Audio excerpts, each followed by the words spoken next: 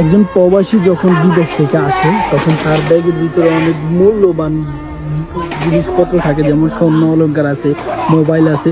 তার দেখা গেছে সে 4-5 বছর বিদেশ থাকার কারণে তার ফ্যামিলি একটা চাহিদা থাকে, নিজের একটা চাহিদা আছে।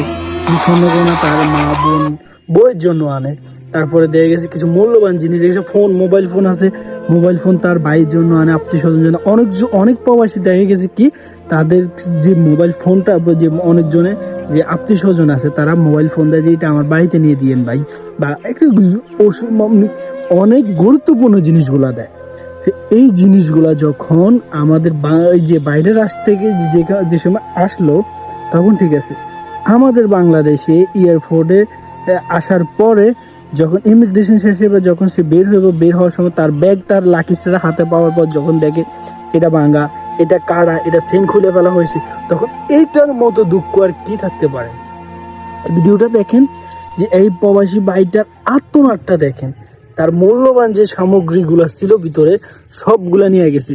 তো বাংলাদেশ এই যে আপনার বাংলাদেশে এই যে এয়ারপোর্টে যে একটা মানে এই লুট চলতেছে, যে একটা লুট করতেছে, তো এইটা বন্ধ হইব কবে? একজন প্রবাসী কখন সারা জীবন তার দেশের জন্য কাটাইছে, ফ্যামিলির জন্য কাটাইয়া দেশে আসার সময় যদি তার সাথে এমনটা হয়, তার সর্বোচ্চ নিয়ে যায়, তাহলে সে মানে কথা দেশের প্রতি যে তার আস্থা, বিশ্বাস, ভালোবাসা ছিল সবকিছু চলে যায়।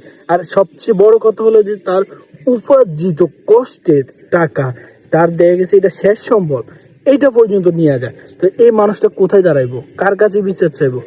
এমনটার মানে কি? আমি এই যে আমাদের এই যে এয়ারপোর্ট আছে, এখানে প্রত্যেকটা জায়গায় সিসি ক্যামেরা রাখতে পারে না? এই যে চোরের বাচ্চা গল, তোরা রাস্তায় ভিক্ষা কর, চুরি তোরা এইভাবে ডাকাতি করার মানে কি? একজন মানুষের শেষ সম্বলটা তোরা এইভাবে লুট করার মানে কি? এটা তীব্র নিন্দা জানাই যে এমন একটা কাজ বাংলাদেশে করছে, অহরহ ঘটতেছে, শুধু একটা না। আর এমন কাজ যাতে দ্বিতীয়বার না ঘটে, আর যার সাথে এমন কাজটা করছে ভাইটাকে অবশ্য ক্ষতিপূরণ দিতে হবে এয়ারপোর্টের পক্ষ থেকে।